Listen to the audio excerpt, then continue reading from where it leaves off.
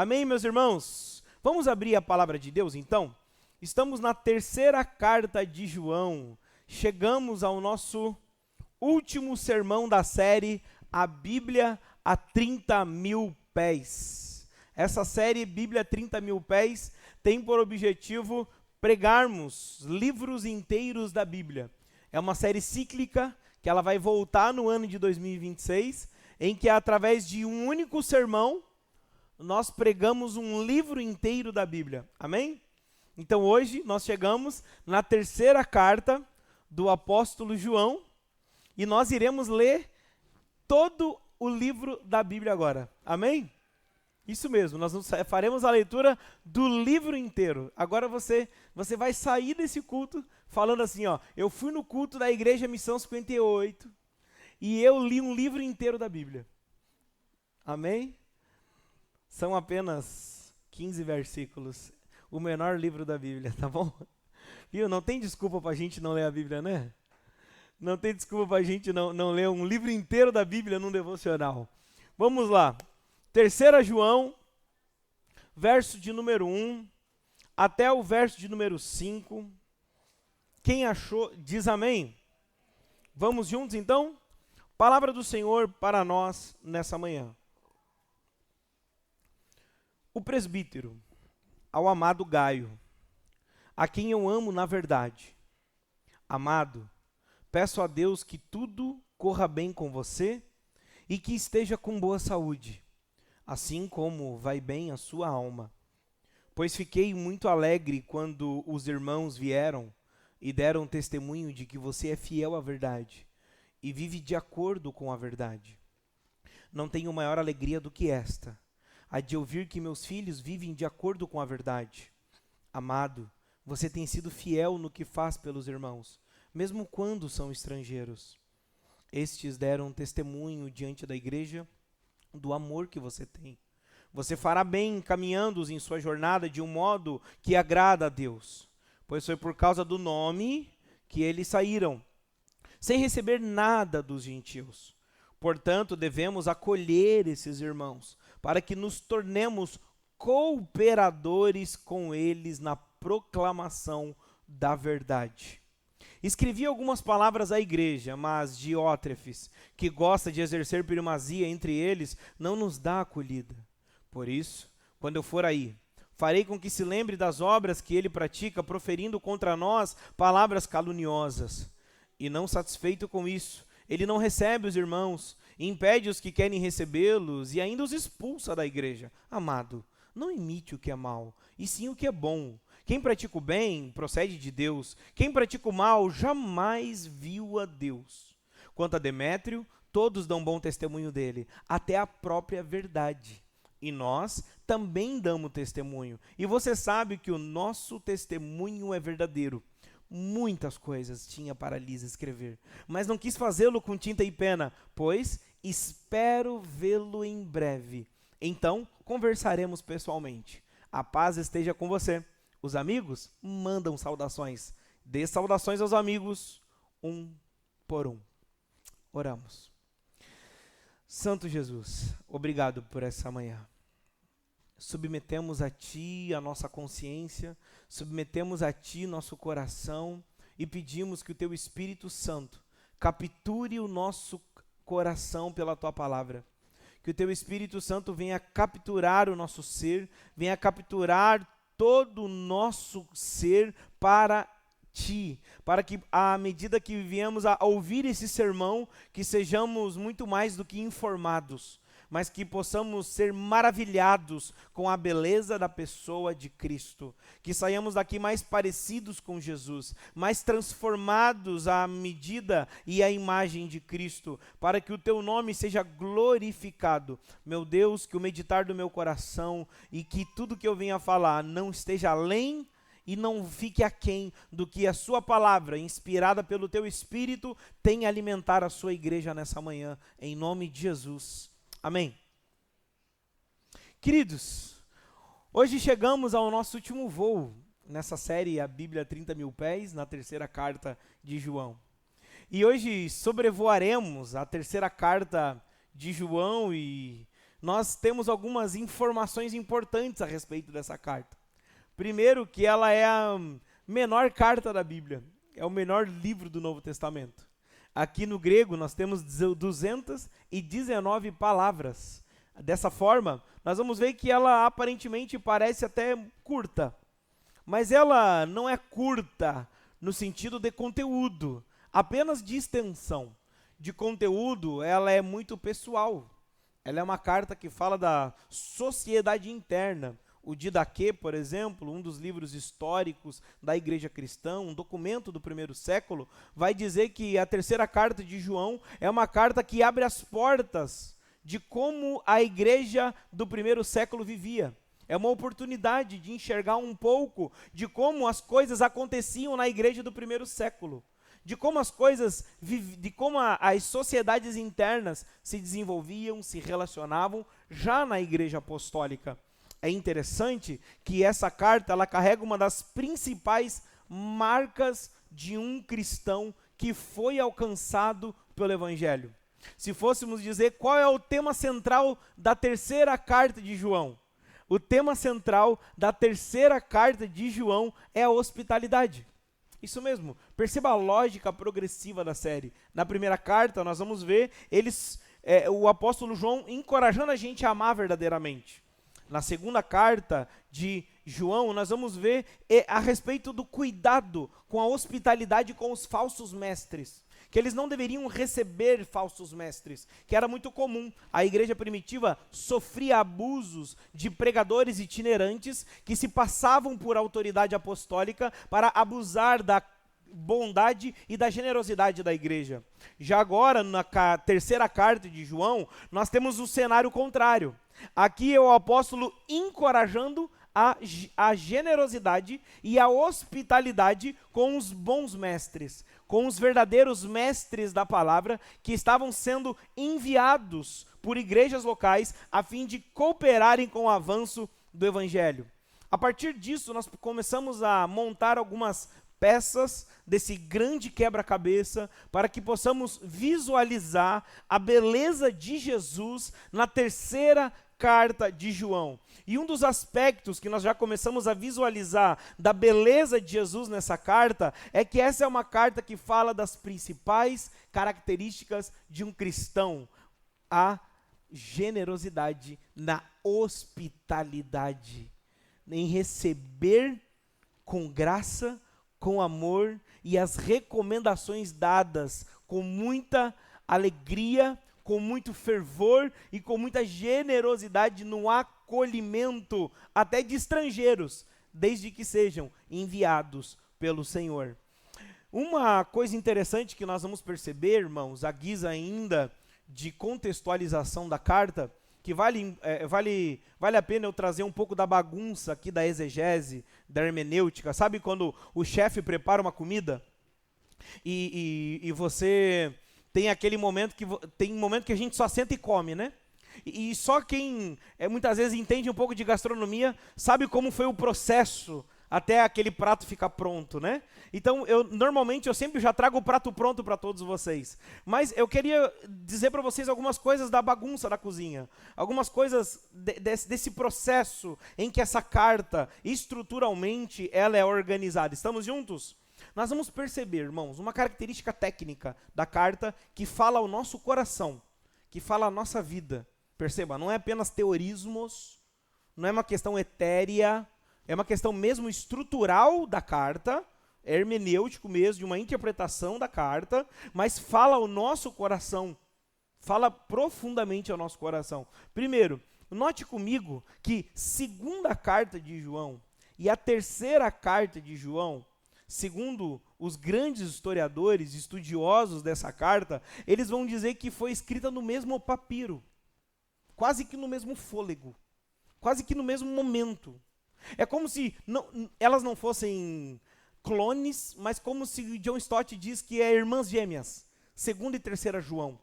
É como se para nós conseguíssemos alcançar a beleza e a grandeza da hospitalidade cristã, nós precisamos lê-las e percebê-las de forma paralela, olhando de um lado e olhando do outro. Por exemplo, no verso 1 e 3 em 2 João, a gente tem saudação. No verso 1 ao 4, a gente tem saudação em 3 João.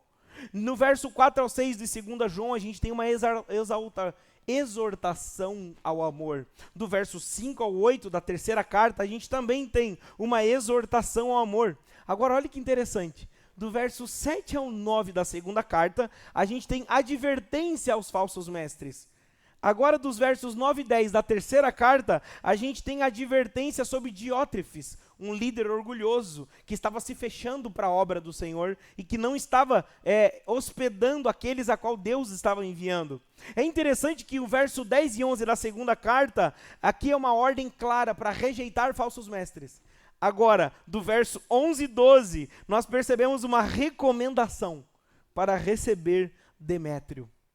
É interessante que esse paralelo entre uma carta e outra nos mostra a beleza da hospitalidade cristã em nossa vida. A hospitalidade cristã, ela começa com aquilo que nós chamamos de a economia da Trindade nas relações. O que significa isso? Vamos lá. Ninguém buscando glória de si mesmo, ninguém querendo buscar ser autorreferente nas relações, ninguém querendo ser o centro de todas as atenções, mas o Pai se revelando no Filho, o Filho revelando o Pai e o Espírito revelando o Filho. Nessa economia da Trindade, estamos juntos? Nós aprendemos que esse é o espírito da hospitalidade. Amém? A Trindade é o espírito da hospitalidade. E aonde que a gente aprende isso? Nós vamos aprender, queridos irmãos, que aqui na terceira carta de João nós estamos sendo encorajados numa história em que tem 3 personagens.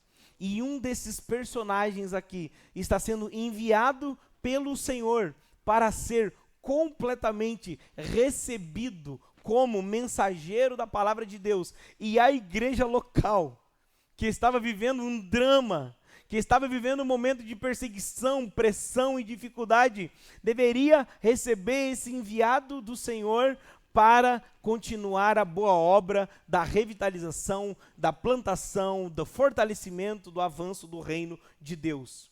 Sabe o que isso nos ensina? Que alguns pontos, quanto muitas vezes nós pensamos sobre hospitalidade, por exemplo, é muito mais do que um gesto bonito.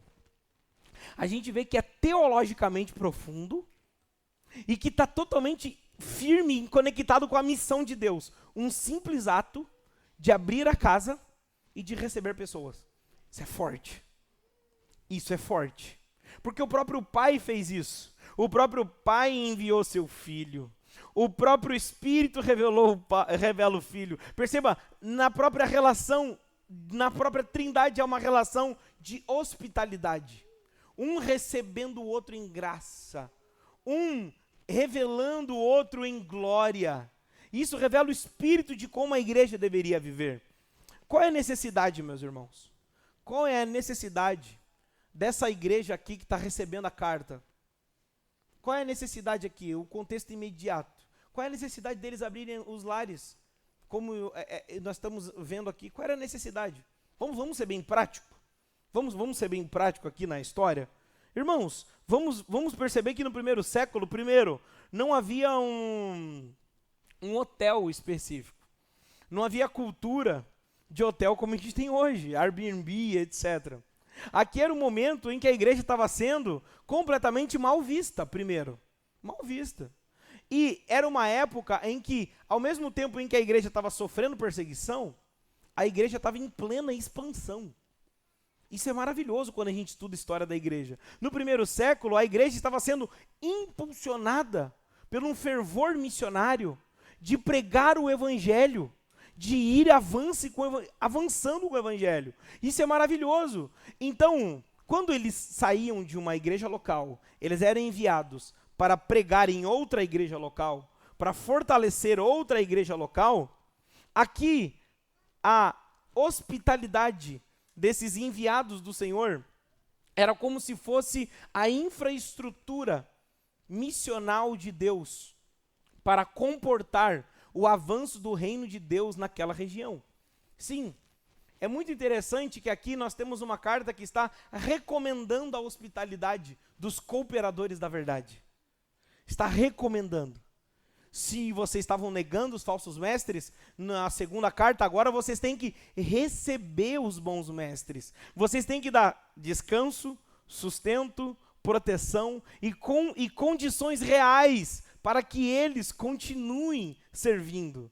A hospitalidade não era uma questão de gentileza, meus irmãos. Era uma questão de infraestrutura missional para que a obra do Senhor se desenvolvesse. Amém? Olha que interessante, nós temos 3 personagens. Olha o texto comigo. Nós vamos olhar 3 nomes aqui importantes. Nós temos 3 nomes: Gaio, Diótrefes e Demétrio. 3 nomes bons para colocar em filho, né? Fica aí a dica, irmãos. Né? Talvez Diótrefes não seja um nome tão legal. Gaio vai, né? Gaio tá bonito. Gaio não, alguns irmãos ali atrás falaram: ó, pastor, tá legal.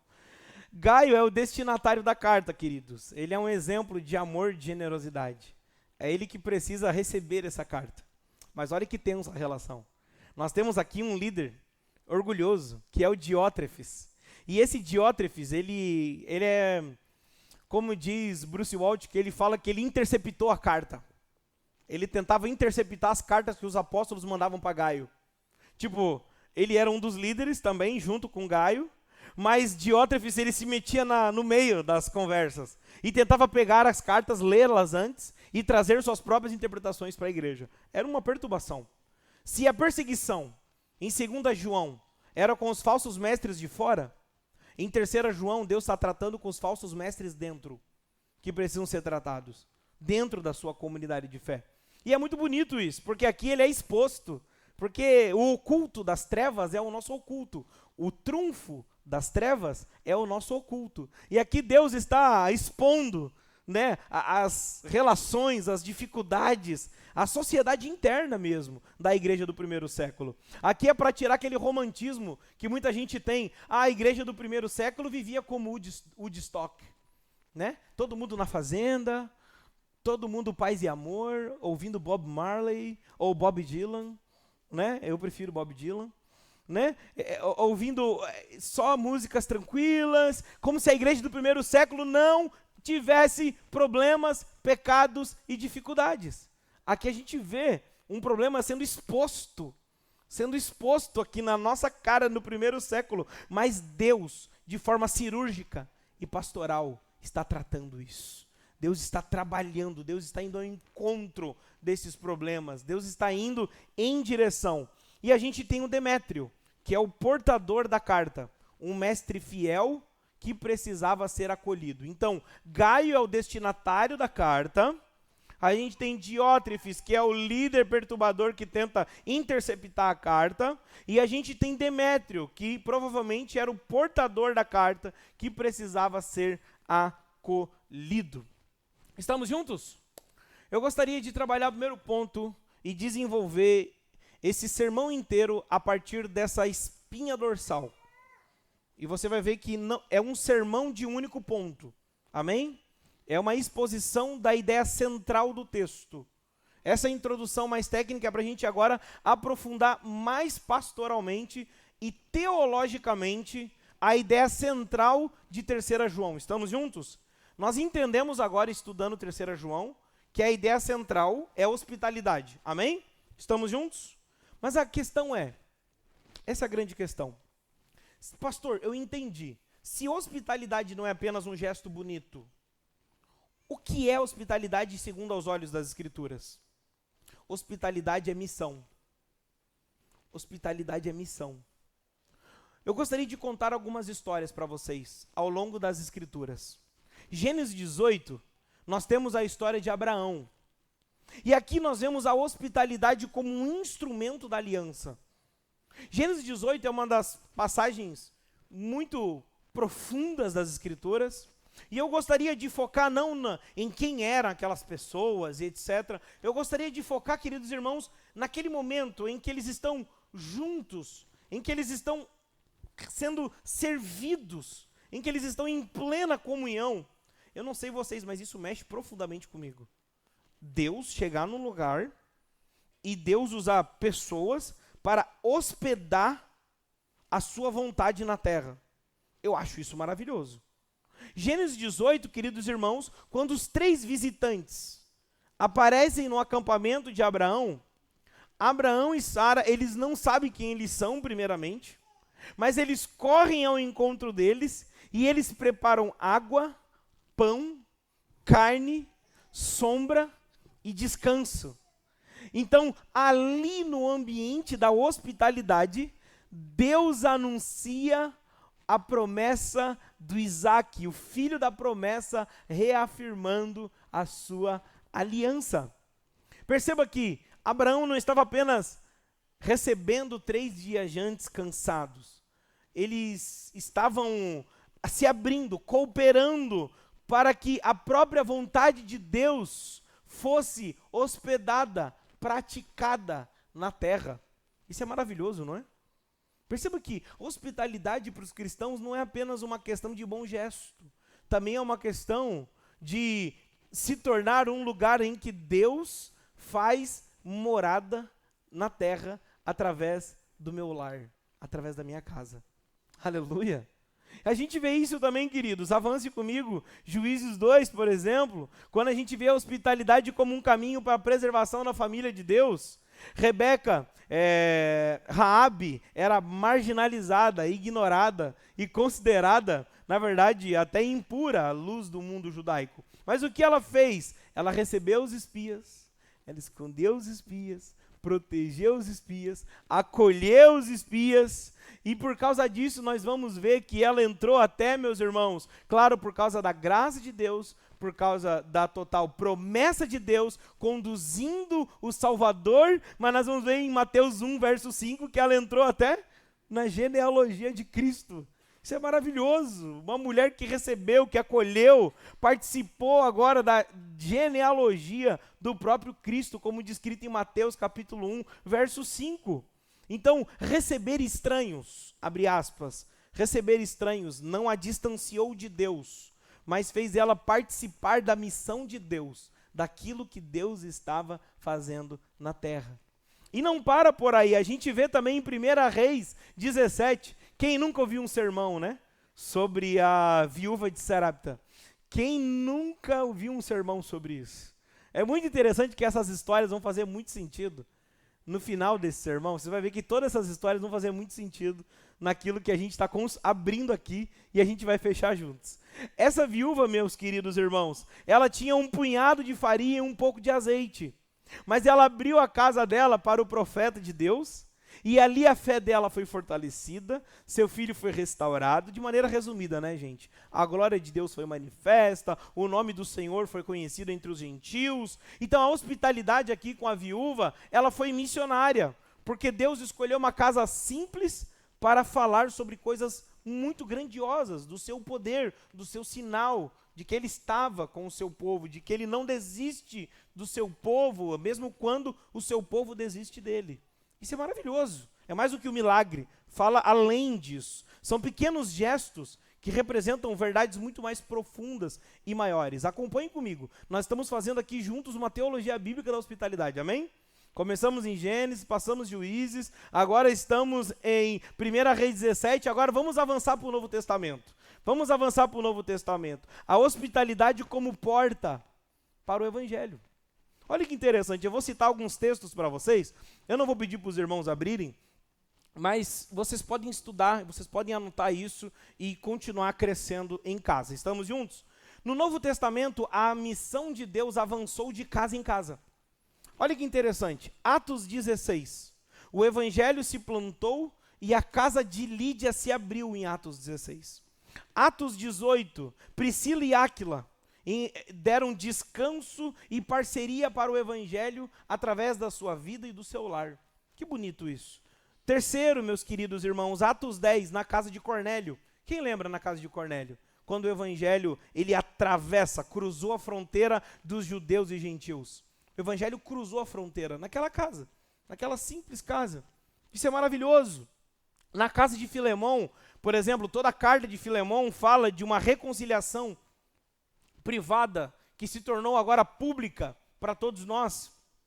Na casa de vários irmãos, irmãs, igrejas inteiras cresciam, se reuniam e adoravam ao Senhor.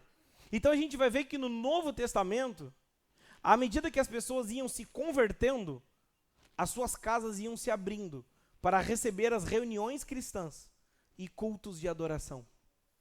Quem está entendendo? O que aconteceu com a gente? O que aconteceu com a gente? Que o evangelho funciona só aqui. O que aconteceu com a gente? Aonde que a gente se perdeu? Aonde que a gente se perdeu nessa história?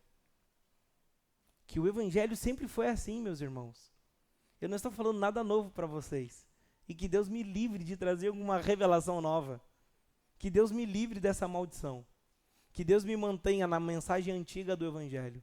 Em nome de Jesus. Eu só quero lembrar vocês disso. O que aconteceu? O evangelho, sempre que entrava na vida de pessoas abriam suas casas para receberem outras pessoas. O que aconteceu com a gente? Eu identifiquei 6 inimigos da hospitalidade. E eu gostaria de listar para vocês. O primeiro inimigo da hospitalidade é o inimigo da interrupção. A primeira dificuldade, irmãos, da hospitalidade é a interrupção. Repete comigo. Pessoas atrapalham nossos planos. Pessoas atrapalham nossos planos. Fato. E é isso. É isso mesmo. Pessoas atrapalham nossos planos. A gente monta uma organização, a gente monta uma agenda, a gente idealiza uma semana, mas receber pessoas atrapalha nossos planos. Irmãos, eu estava pensando na viúva de Serepta. E o texto, lá em 1 Reis 17, diz que ela estava preparando sua última refeição. Que momento inconveniente para o profeta chegar, né? Imagina, você está lá, última refeição. Como é que...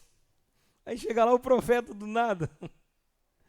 Você quer receber pessoas com a geladeira cheia, sim ou não? Sim ou não?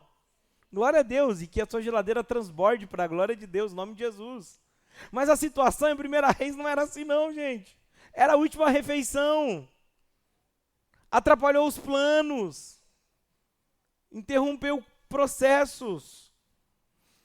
Irmãos, a hospitalidade não acontece quando está tudo organizado. A hospitalidade acontece quando mesmo em meio à desordem da vida, eu me entrego ao Deus que dá ordem e sentido a todas as coisas. Segundo desafio, e eu não vou me alongar muito, o desafio do perfeccionismo. Tem um sociólogo, eu gosto muito do sociólogo Barry Schwartz, e ele diz assim: a paralisia da excelência é a busca pela perfeição que nos impede de fazer o bem. Quem aqui tem essa dificuldade? Não precisa levantar não. A paralisia da excelência. Eu quero tanto fazer com tanta excelência que eu acabo não fazendo.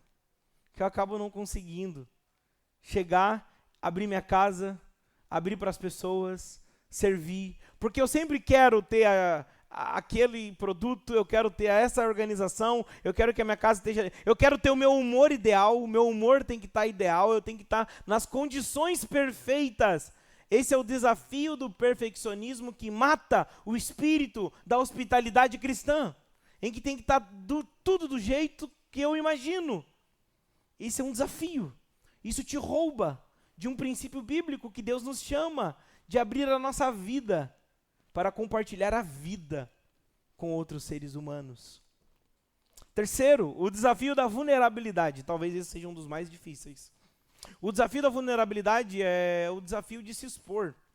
É abrir a porta e permitir que alguém veja a nossa bagunça, veja a nossa rotina, veja o nosso cansaço, veja as fraquezas, veja a vida real. E nós temos medo disso.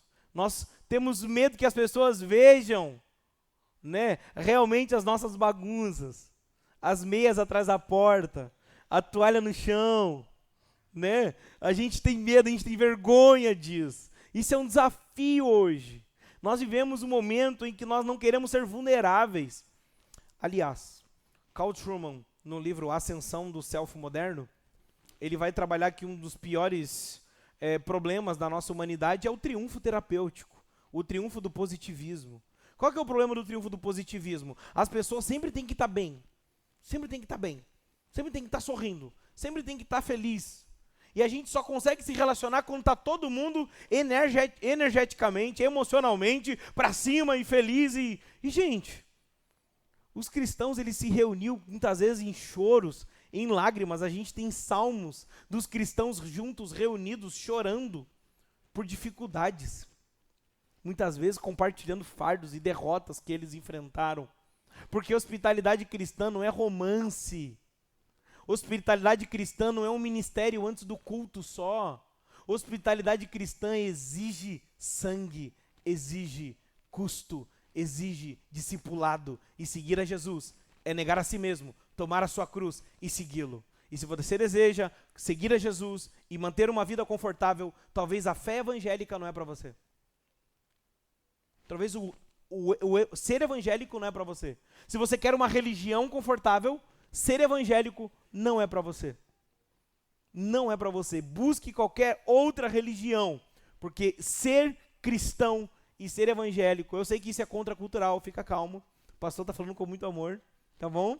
Eu sei que é contracultural em época de pregadores coach, pregadores hipermodernos, em que tudo vai dar bem, vem para a igreja que Deus vai te dar um carro, 2 apartamentos. Aí é fácil, né? Encher um galpão cheio de gente vazia, né?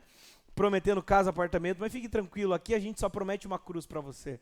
E aqueles que desejam permanecer na cruz estarão juntos nessa missão. Meus queridos irmãos, nós precisamos entender que não é conforto. Ser vulnerável não é fácil mesmo. É difícil. Sabe por que também?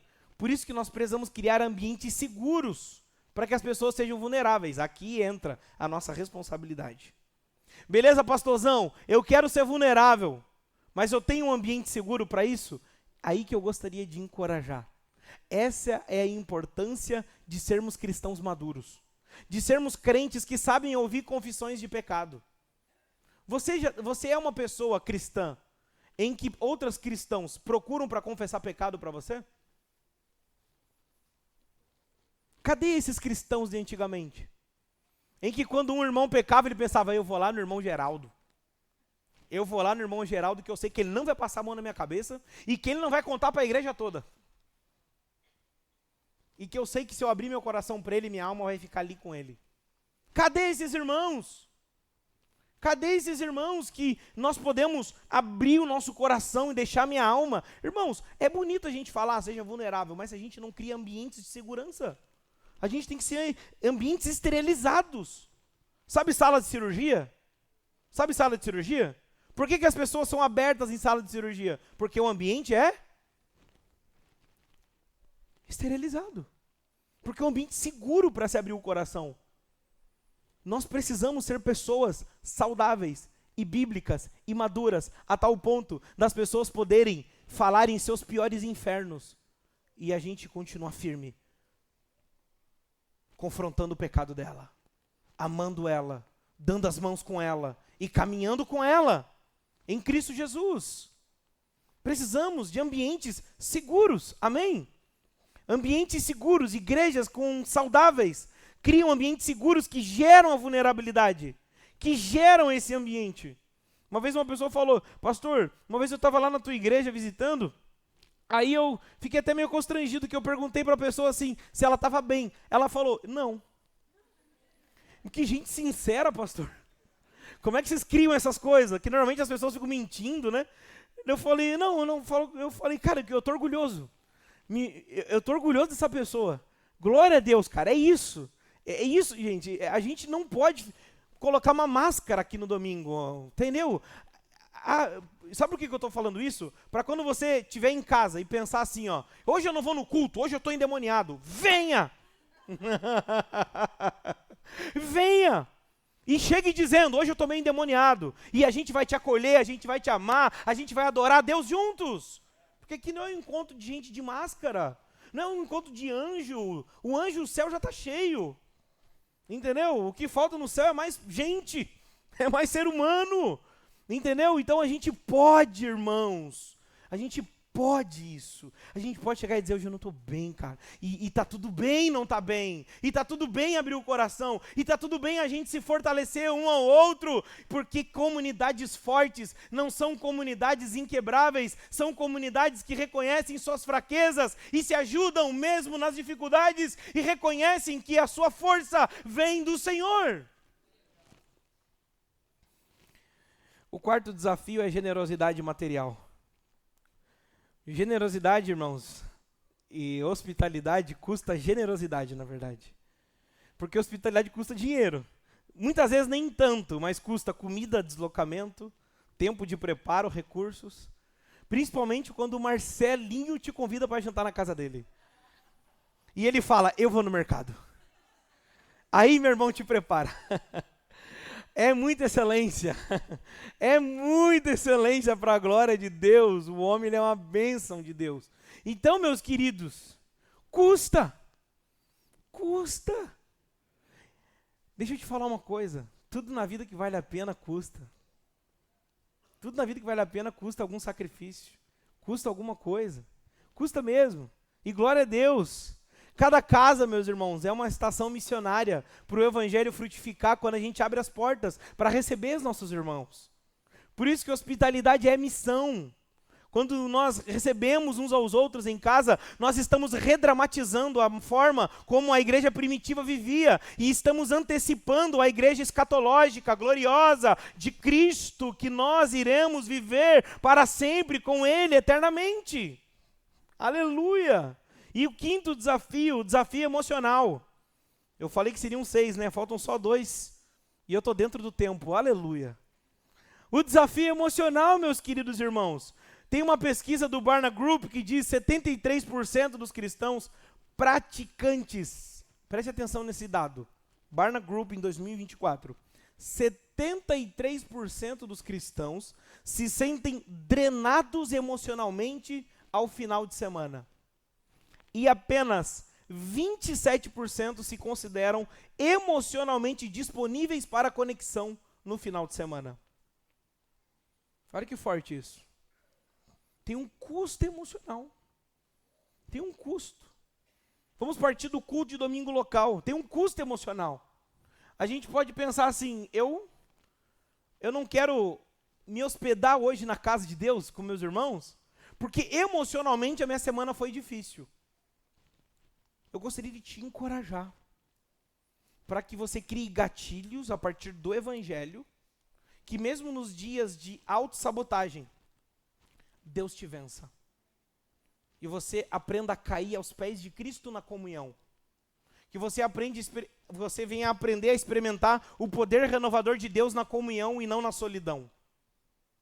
Não na solidão, não nos seus streams, não na sua Netflix, né? Não na sua Apple TV, nada disso, no seu mundo, no seu universo. Você sabe qual é o seu universo no seu casulo. Eu oro para que em nome de Jesus o evangelho quebre esse teu casulo, para que você encontre a renovação de Deus na comunhão dos santos, na comunhão da igreja, se jogando, que você encontre isso, que Deus te tire das sombras, que Deus te tire do poço de perdição, desse lamaçal que eu sei que muitas vezes você não consegue sair. Eu sei que você não consegue sair com a força do seu próprio braço. Eu sei que tem vezes que isso parece que você está numa areia movediça, que quanto mais você luta, mais para baixo você é fincado. Eu sei disso, mas nessa manhã eu quero te trazer uma boa notícia da parte de Deus, que o mesmo Deus que abriu os braços numa cruz e morreu por você, é o mesmo braço que te pega das profundezas da depressão, que te pega das profundezas da ansiedade e de qualquer outro problema emocional, e Ele te levanta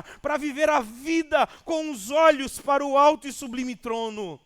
Em nome de Jesus, que Deus resgate você das profundezas de você mesmo, que Deus salve você de você mesmo, que Deus salve você dos seus piores inimigos da sua mente, e que na sua alma tenha âncora, que é Cristo Jesus, firme, inabalável. Aleluia! Em nome de Jesus, em nome de Jesus. E por último, queridos, o desafio da nossa cultura moderna. Nós vivemos um tempo de total individualismo. Vivemos um tempo de portas trancadas. Vivemos um tempo de completo senha para tudo quanto é lado, senha para entrar aqui, senha para entrar ali. E eu lembro que quando você estuda o período da história de Jesus, como eles viviam, as casas não tinham cercas, não tinham muros.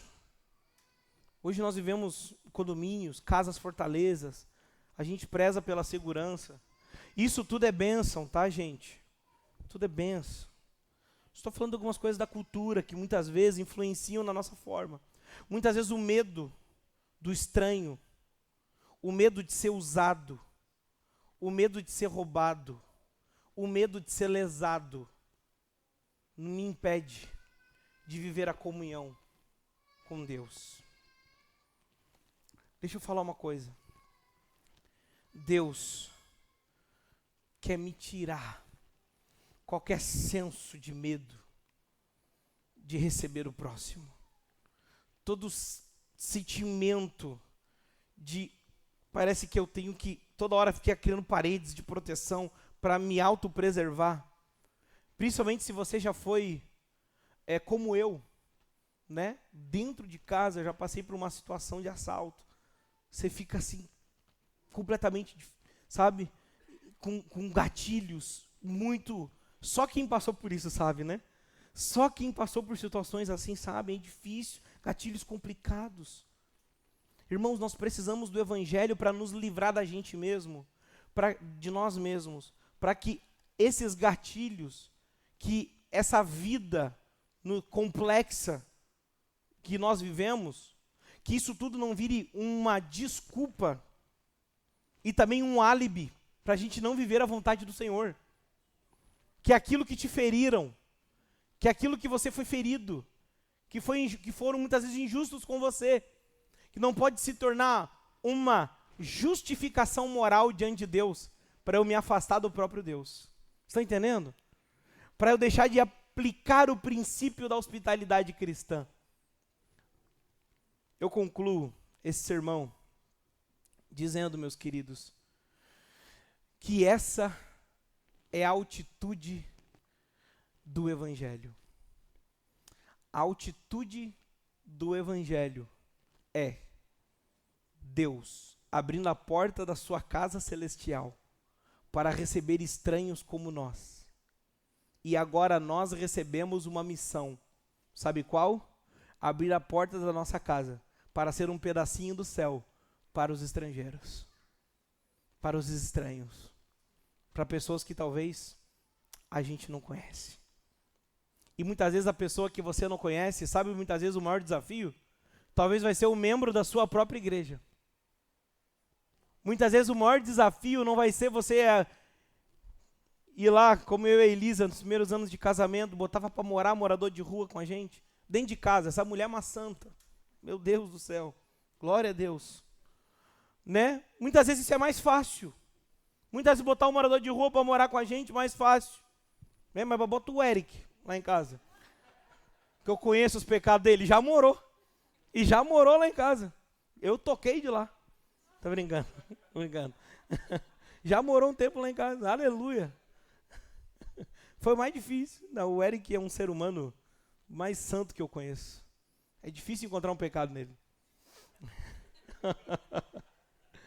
Irmãos, muitas vezes é mais fácil a gente pegar uma pessoa em situação de rua, colocar dentro de casa, porque é até bonito, né? É até bonito. Olha que bênção, olha que gesto. Mas agora pegar um irmãozinho da igreja, chamar uma pessoa que você tem dificuldade de se relacionar, é nisso que Deus quer nos curar. Porque nós tomamos ceia juntos. E se a gente toma ceia juntos, a gente tem que se amar. Porque o que nos une não é um sentimento gostoso de que nos damos bem. O que nos une é um sangue. É maior do que nos separa, é Cristo Jesus. Amém? Então, meus queridos irmãos, Deus ama quem você odeia. Deus ama Quem você acha difícil? E Deus usa pessoas difíceis para te ensinar a amar como Ele ama.